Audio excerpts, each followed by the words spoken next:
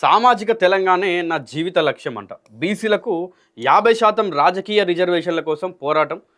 నిన్న కవిత సామాజిక న్యాయ సమగ్ర సభలో అంటా ఉన్నారు. బీసీ బిల్లు వెంటనే ఆమోదించాలని అల్టిమేటం.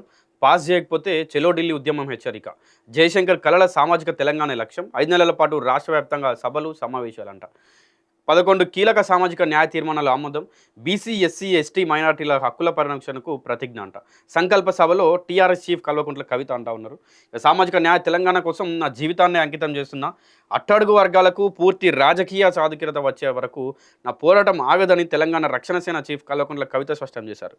బీసీ రిజర్వేషన్ బిల్లుపై కేంద్రం, రాష్ట్ర ప్రభుత్వాలకు గడువు విధిస్తూ అవసరమైతే ఢిల్లీని ముట్టడిస్తామని కూడా హెచ్చరించారు నిన్న కల్వకుంట్ల కవిత.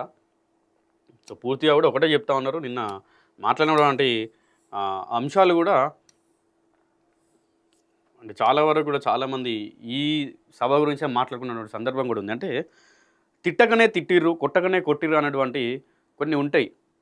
అంటే నేను పుట్టుక నా చేతిలో లేదు అనే అంశం నిన్న మాట్లాడారంటే అంటే నేను ఆ కుటుంబంలో పుట్టినందుకు ఎంత క్షోభను అనుభవిస్తూ ఉన్నా, ఎంత నాకు లోపల ఆవేదన ఉంది అనేటువంటి ఇట్లా కూడా కొంతమంది చెప్తా ఉన్నారు. అంటే పుట్టుక తన చేతిలో లేదంటే పుట్టుకను మనకు మనం అవమానించుకోము.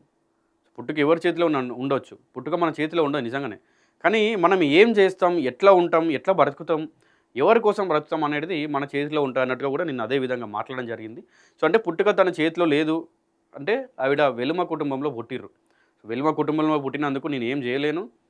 కాకపోతే ఇప్పుడు నేను బ్రతుకుతున్నా కాబట్టి ఇదంతా నా చేతిలో ఉంది. నేను బీసీల కోసం పోరాడతా అని చెప్పి కూడా నిన్న ఆ సభలో ముఖ్య ఉద్దేశంగా అదే మాట్లాడడం జరిగింది.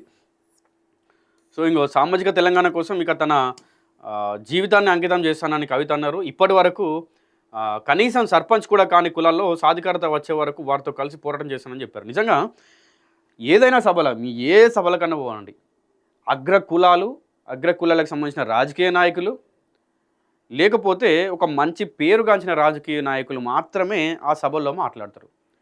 కానీ నిన్న ఈ సమగ్ర సభలో సంచార జాతులకు సంబంధించిన వాళ్ళు కూడా మాట్లాడడం జరిగింది. సో ఇట్లా దీన్ని బట్టి కూడా మనం అర్థం చేసుకోవచ్చు ఎవరెవరికి స్థానాలు దొరుకుతాయి, ఎవరెవరికి అవకాశాలు దొరుకుతాయి, అసలు సామాజిక తెలంగాణే ధ్యేయంగా ముందుకెళ్తా ఉందని చెప్తా ఉన్నారు కదా, మనం దాన్ని నమ్మచ్చా లేదా అనేది కూడా ఇట్లాంటివి చూసినప్పుడు అర్థమవుతుంది. సో ఇక అయితే పుత్రులే అట్టడుగు వర్గాల కోసం పనిచేశారని గుర్తు చేసి రావిడ చాలామంది కూడా. అయితే గౌతమ్ బుద్ధుడు, సాహు మహారాజు లాంటి వాళ్ళు. అయితే ఈ మండల కమిషన్ ఇచ్చిన రిపోర్ట్ను కాంగ్రెస్ పార్టీ 20 ఏళ్ళు బీరువాలో పెడితే దాన్ని క్షత్రుడైన విపి సింగ్ అమలు చేశారని చెప్పారు. తమిళనాడులో బీసీలకు రాజ్యం గపరమైనట్లు రిజర్వేషన్లు అమలు కావాలని వాటిని 9వ షెడ్యూల్లో చేర్చింది అగ్రకులానికి చెందిన జాతీయులేనని జయలలితేనని అన్నారంట. తన పుట్టుక తన చేతిలో లేదని, కానీ తాను ఎవరి కోసం పనిచేయాలో నిర్ణయించుకునేది తనేనని చెప్పారనమాట.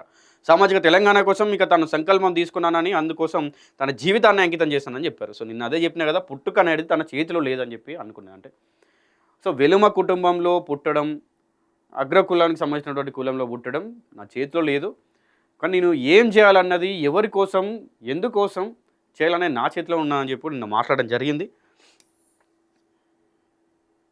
అట్లా ఇక సామాజిక న్యాయ తెలంగాణ కోసం ప్రతిజ్ఞ కూడా చేయడం జరిగింది. అందరూ నించొని సభలో ప్రతిజ్ఞ కూడా చేయడం జరిగింది. సో ఇక సామాజిక న్యాయ తెలంగాణ కోసం కవిత టీఆర్ఎస్ పార్టీ శ్రేణులతో ప్రతిజ్ఞ చేయించారు. ఏమని? అన్ని వర్గాలకు రాజకీయాల్లో ప్రాధాన్యం దక్కే వరకు పోరాటం చేస్తామని అన్నారు. రాజకీయ ప్రాతినిధ్యం, ఆర్థిక స్వావలంబన అన్ని వర్గాలకు దక్కే వరకు అంకితభావంతో పోరాటం చేస్తామని ప్రతిజ్ఞ చేయించారు. సభలో కవిత పలు తీర్మానాలు కూడా ప్రతిపాదించారు. ఒకటి, బీసీలకు చట్టసభల్లో 50% రిజర్వేషన్లు వచ్చే వరకు కలిసి వచ్చే వారితో దేశవ్యాప్తంగా టీఆర్ఎస్ ఉద్యమిస్తుంది. ఇంకా రెండవది, మహాత్మా జ్యోతిరావు పూలే దంపతులకు భారతరత్న అవార్డు ఇవ్వాలి. ప్రొఫెసర్ జయశంకర్ సార్కు పద్మవిభూషణ్ అవార్డు ఇవ్వాలని కేంద్రానికి రాష్ట్ర ప్రభుత్వం లేఖ రాయాలి. ట్యాంక్ బండ్పై ఆయన విగ్రహాన్ని పెట్టాలి. ఇక ఎస్సీ ఎస్టీ నిధులను వాళ్ళ అభ్యున్నతి కోసమే వాడాలి. కేంద్ర రాష్ట్ర ప్రభుత్వాల్లో ఉన్న ఎస్సీ ఎస్టీ బ్యాక్లాగ్ పోస్టులకు నింపేందుకు ప్రత్యేక నోటిఫికేషన్ ఇవ్వాలంట. ఆదివాసులకు అడవులపై సంపూర్ణ డీలిమిటేషన్ సంబంధం లేకుండా చట్టసభలో మహిళలకు 33% రిజర్వేషన్ ఇవ్వాలి. ముస్లింలకు ఆర్థిక స్వావలంబనతో పాటు వక్ఫ్ బోర్డు చట్టం తేవాలి. సిక్కులు, క్రిస్టియన్లకు ఆర్థిక స్వావలంబన ఉండేలా చర్యలు తీసుకోవాలి. ట్రాన్స్జెండర్లకు సంపూర్ణ హక్కులు రావాలి. వికలాంగులకు పెంచుతామన్న పెన్షన్లు పెంచాలి. వారికి కోఆప్షన్ సభ్యుల్లో రిజర్వేషన్ కల్పించాలి. ఈ తీర్మానాలకు సభికులు ఆమోదం తెలిపారు. అంటే ఎక్స్ వేదిక కూడా ట్విట్టర్లో ట్రెండింగ్లో ఇండియా నెంబర్ 1గా టీఆర్ఎస్ 4 సోషల్ మీడియా జస్టిస్ హ్యాష్ట్యాగ్పై కవిత చేసిన పోస్టు ఇండియాలోనే నంబర్ 1గా మారింది. ట్రెండ్ అయింది అది. సరూర్ నగర్లో సామాజిక న్యాయ తెలంగాణ సాధన కోసం పార్టీ నాయకులతో ప్రతిజ్ఞ చేయించిన వీడియోను ఆమె ఎక్స్లో పోస్ట్ చేసి ఆ వీడియో ఇండియాలోనే నంబర్ 1గా ట్రెండ్ అవడంతో టీఆర్ఎస్ శ్రేణులు సంతోషం వ్యక్తం చేశారంట. సో ఏదేమైనప్పటికీ కూడా నిన్న ప్రతిజ్ఞ చేశారు. నిజంగా కూడా అట్టడుగు వర్గాలకు, సంచార జాతులకు, సో ఎన్నో సంచార జాతులు ఉన్నాయి. రీసెంట్గా ఒక సభ పెట్టి కూడా 75 కులాలతోటి ఆ సభను ఏర్పాటు చేసి అక్కడ వాళ్ళందరితో కూడా చర్చించడం కానీ ఇట్లాంటివన్నీ చూస్తూ ఉంటే నిజంగానే సామాజిక న్యాయం తెస్తదేమో, సామాజిక న్యాయం కోసం పోరాడుతున్నారు కవిత అని చెప్పి కూడా చాలామంది కవిత శ్రేణులు అవ్వచ్చు, తెలంగాణలో సమాజంలో ఉన్నటువంటి వాళ్ళు కూడా చాలామంది మాట్లాడుతున్నారు.